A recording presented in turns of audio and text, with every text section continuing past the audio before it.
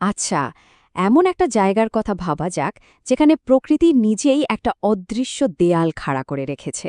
এমন এক দেয়াল যা কোনো প্রাণী, পাখি, এমনকি মাছ পর্যন্ত পার হতে পারে না। অবিশ্বাস্য লাগছে শুনতে, তাই না? কিন্তু এটাই সত্যি। প্রশ্নটা হলো, একটা অদৃশ্য রেখা কি আসলেই আস্ত একটা প্রাণীজগৎকে থামিয়ে দিতে পারে?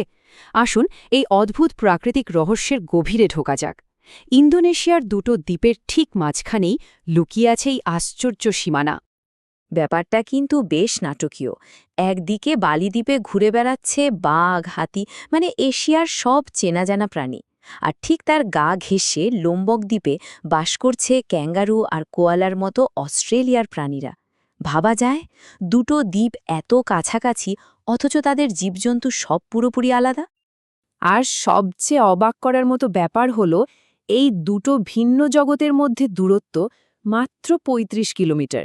এই সামান্য দূরত্বই লক্ষ লক্ষ বছর ধরে একটা দুর্ভেদ্য দেয়ালের মতো কাজ করছে, প্রাণীদের এপার ওপার হতে দিচ্ছে না। দেখুন, এটা কিন্তু মানুষের তৈরি কোনো বাধা নয়।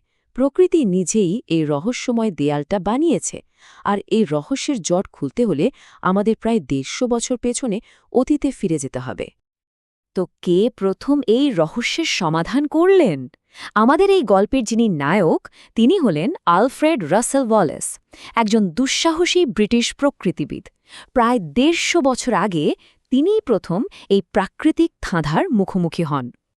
ওয়ালেসের জীবনটাও বেশ অন্যরকম। ইংল্যান্ডের এক সাধারণ পরিবারে জন্ম, কিন্তু পরিবারের আর্থিক অবস্থার কারণে পড়াশোনা ছেড়ে দিতে হয়। তিনি তখন বাবার সাথে কাজ শুরু করেন, যিনি ছিলেন একজন মানচিত্রকর। আর কে জানত, এই সিদ্ধান্তটাই তার জীবন আর আমাদের পৃথিবীকেও বদলে দেবে।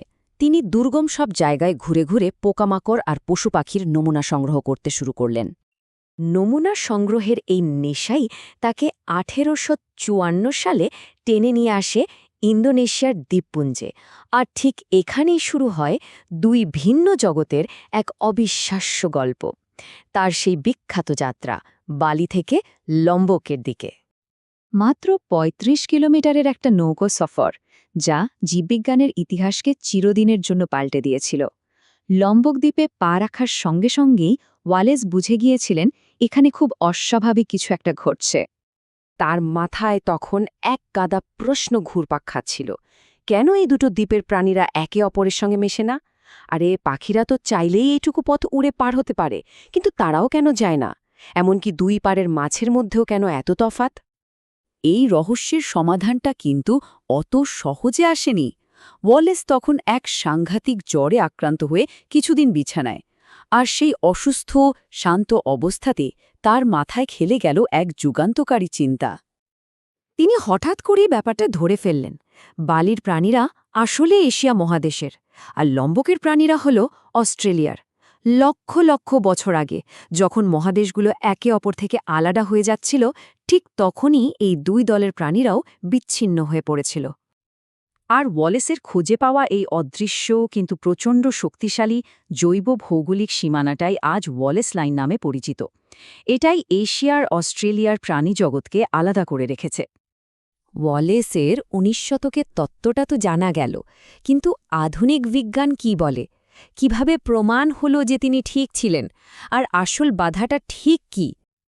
হ্যাঁ, ওয়ালেসের ধারণা একদম নিখুঁত ছিল, কিন্তু সেই অদৃশ্য দেওয়ালটা আসলে কি?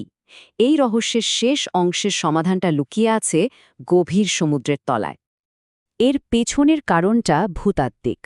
কোটি কোটি বছর আগে এশিয়া আর অস্ট্রেলিয়া ছিল দুটো আলাদা মহাদেশ।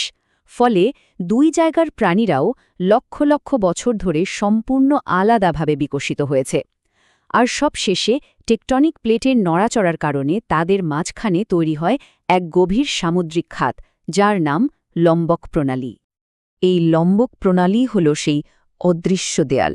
এটা এতটাই গভীর যে এমনকি বরফ যুগে যখন সমুদ্রের জলস্তর অনেক নিচে ছিল, তখনও স্থলচর প্রাণীদের পক্ষে এই খাত পার হওয়াটা ছিল অসম্ভব। মানে এটা একটা স্থায়ী বাধা। এর গভীরতা ঠিক কতটা তা বোঝানোর জন্য একটা তুলনা করা যাক।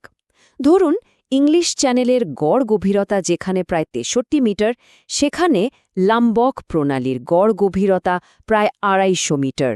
এই অংশুং গভীরতায় দুই প্রাণী জগৎকে চিরদিনের জন্য আলাদা করে রেখেছে।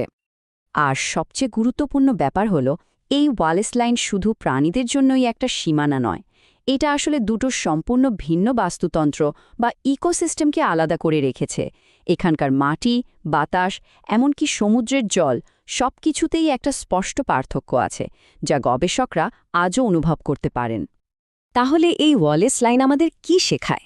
এটা শেখায় যে পৃথিবীতে এমন অনেক অদৃশ্য শক্তি কাজ করছে, যা খালি চোখে দেখা যায় না, কিন্তু আমাদের চারপাশের জগৎকে প্রতিনিয়ত গড়ে তুলছে। আচ্ছা, এমন আর কোনো অদৃশ্য শক্তি থাকতে পারে যা আমাদের জীবনকেও প্রভাবিত করে চলেছে? একটু ভেবে দেখা যেতে পারে, তাই না?